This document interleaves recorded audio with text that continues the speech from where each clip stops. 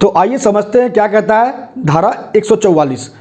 पूरा डिटेल में आपको बताएंगे एक आम नागरिक होने के नाते, जैसा कि मैंने आपको बोला कि आपको भी जानकारी होनी चाहिए। 144 का जो पहला सबसेक्शन है वो ये कहता है कि डिस्ट्रिक्ट मजिस्ट्रेट, एसडीएम या कोई भी अन्य एग्जीक्यूटिव मजिस्ट्रेट जो स्पेशली एम्पावर्ड होगा स्टेट गवर्नमेंट के द्वारा, इनमें से किसी भी एक मजिस्ट्रेट को अगर ये प्रतीत होता है कि कोई व्यक्ति कोई ऐसा कार्य कर रहा है जिससे कि समाज में अशांति पैदा उत्पन्न हो सकती है, पब्लिक पीस ब्रीच हो सकता है या पब्लिक ट्रैंक्विलिटी हो सकती है, या वो व्यक्ति ऐसा कार्य कर रहा है जिससे कि पब्लिक के हेल्थ को, सेफ्टी को खतरा हो सकता है, या राइट होने का संभावना है, या एफ्रे होने का संभावना है। तो इन परिस्थितियों को देखते हुए अगर इसमें से किसी भी एक मजिस्ट्रेट को यह प्रतीत होता है कि कार्रवाई का व्यक्ति के खिलाफ पर्याप्त ग्राउंड है, सफिशिएंट ग्राउंड है, और इमीडिएटली इस कार्य को रोकने का एक मात्र साधन है उस व्यक्ति को कैद कर लेना, डिटेन कर लेना, और इस स्पीडी रेमेडी की आवश्यकता है। तो इन सिचुएशंस को मद्देनज़र रखते हुए मजिस्ट्रेट क्या करेगी, उस व्यक्ति के खिलाफ रिटन ऑर्डर इशू करेगी। लेकिन पप्पू यादव को तो कोई रिटन ऑर्डर भी नहीं हुआ। आपको आगे लेके चलेंगे और समझाएंगे कि क्यों नहीं हुआ। मूलतः रिटन ऑर्डर इशू होगा और ऑर्डर में पूरा मामले का विवरण होगा कि ऐसा व्यक्ति क्या कार्य कर रहा है जिससे कि समाज में शांति व्यवस्था भंग होने की संभावना उत्पन्न हो रही है। उसके बाद उस ऑर्डर को सर्व किया जाएगा उस व्यक्ति को 134 सेक्शन के अकॉर्डिंग सीआरपीसी 1973 का, और उस व्यक्ति को कहा जाएगा उस ऑर्डर के माध्यम से कि आप जो कार्य कर रहे हो या आपके पास जो प्रॉपर्टी पोजीशन में है या आपके मैनेजमेंट में है जिससे कि इन संभावनाओं के होने का आकलन अनुमानित हो रहा है, आप इमीडिएटली उस कार्य को बंद कीजिए, उस संपत्ति प्रॉपर्टी को जल्द से जल्द डिस्पोज ऑफ कीजिए, हटाइए। बस इतना बात आपको सबसेक्शन 1 बताता है। उसके बाद क्या सवाल उठता है कि आखिर पप्पू यादव को बिना नोटिस जारी किए हुए क्यों अरेस्ट कर लिया गया। सबसे महत्वपूर्ण बात, जब धारा 144 को हम लोगों ने देखा तो उसमें एक बात समझ में आ गई कि आप एक जगह 5 से अधिक लोगों को जोड़ नहीं सकते हैं, उद्देश्य कुछ भी और नहीं जोड़ सकते हैं। और पप्पू यादव ने 5 से अधिक लोगों को एक समय में एक जगह पे एकत्रित किया था। उद्देश्य उनका अच्छा था लेकिन मोटिव मायने नहीं रखता है। सरकार ने कानून का दुरुपयोग करते हुए लॉ के लैंग्वेज के अकॉर्डिंग पप्पू यादव को शांति व्यवस्था भंग करने के आधार पर अरेस्ट कर लिया और उसके बाद 32 साल पुराना केस भी खोल दिया।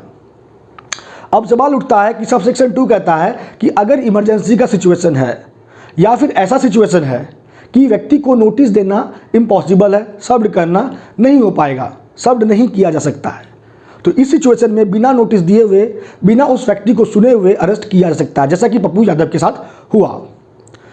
तीसरा नंबर पॉइंट जो आपको जानना चाहिए 144 को लेके वो ये है कि ये ऑर्डर 144 के तहत जो जारी होता है ये किसी आम एक व्यक्ति के अगेंस्ट भी हो सकता है, कुछ लोगों के अगेंस्ट भी जारी हो सकता है, या पूरे समाज के खिलाफ भी जारी हो सकता है। ये ऑर्डर किसी पार्टिकुलर प्लेस के रिस्पेक्ट में भी जारी हो सकता है, एक पार्टिकुलर डिस्ट्रिक्ट के रिस्पेक्ट में भी जारी हो सकता है, एक पार्टिकुलर स्टेट के रिस्पेक्ट में भी जारी हो सकता है। मीन्स टू से कि ये ऑर्डर एक स्पेसिफाइड जगह पे ही अप्लाइड होगा, एक स्पेसिफाइड डिस्ट्रिक्ट में ही अप्लाई हो सकता है, या पूरे राज्य में भी अप्लाई हो सकता है, ऐसा प्रावधान है। उसके बाद बात करते हैं कि अगर 144 का ऑर्डर पास हो गया तो ये कितने समय तक प्रभावित रहता है। तो ये जिस डेट को ऑर्डर पास हुआ है उस डेट से 2 महीने तक ही प्रभाव में रहता है। लेकिन अगर स्टेट गवर्नमेंट को लगता है कि नहीं और समय के लिए इस ऑर्डर को प्रभाव में रखना अनिवार्य है तो ये इसके ड्यूरेशन को बढ़ा सकती है और ये 6 महीने तक प्रभाव में रहेगा, 6 महीने से अधिक नहीं। जिस डेट को ऑर्डर हुआ है उस डेट से 6 महीने तक। मीनवाइल अगर मजिस्ट्रेट या स्टेट गवर्नमेंट को लगता है कि ऑर्डर को रिजाइन कर देना चाहिए, ऑर्डर को खारिज कर देना चाहिए, तो एग्रीड पार्टी दैट मीन्स जिसके खिलाफ आदेश जारी हुआ है उसके एप्लीकेशन पे मजिस्ट्रेट या स्टेट गवर्नमेंट ऑर्डर को खारिज भी कर सकती है। लेकिन एग्रीड पार्टी के एप्लीकेशन पे ही नहीं, अगर मजिस्ट्रेट या स्टेट गवर्नमेंट को अपने विवेक पे भी लगता है, स्वविवेक पे, कि ऑर्डर को खारिज कर देना चाहिए तो खारिज कर देगी। लेकिन सवाल उठता है कि अगर एग्रीड पार्टी एप्लीकेशन फाइल करता है तो क्या डायरेक्ट एप्लीकेशन के आधार पे ही उस ऑर्डर को खारिज कर दिया जाएगा? जी बिल्कुल नहीं।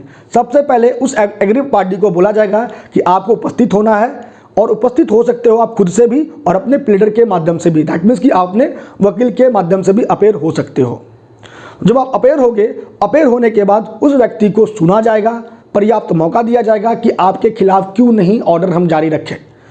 और उस व्यक्ति को सुनने के बाद, उनका जो ग्राउंड है उसको देखने के बाद, एग्जामिन करने के बाद, अगर मजिस्ट्रेट स्टेट गवर्नमेंट को लगा कि ऑर्डर को जारी नहीं करने का या ऑर्डर को खारिज करने का ग्राउंड नहीं है, तो फिर वो ऑर्डर अगर जारी नहीं किए तो जारी कर देगी, और जारी कर चुकी है तो खारिज ऑर्डर को नहीं करेगी। तो ये था पूरा मामला सेक्शन 144 का। आई होप कि आप लोगों को 144 के रिस्पेक्ट में पूरी जानकारी मिल गई है।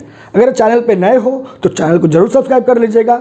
नीचे आपको दिखेगा रेड कलर का सब्सक्राइब बटन, उस पर क्लिक कीजिए, चैनल को सब्सक्राइब कीजिए। अगर आप लॉ स्टूडेंट हैं तो आप मुझे अनअकैडमी पे भी फॉलो कीजिए और फ्री क्लास को एंजॉय कीजिए। थैंक यू सो मच आपका हमारे साथ बने रहने के लिए।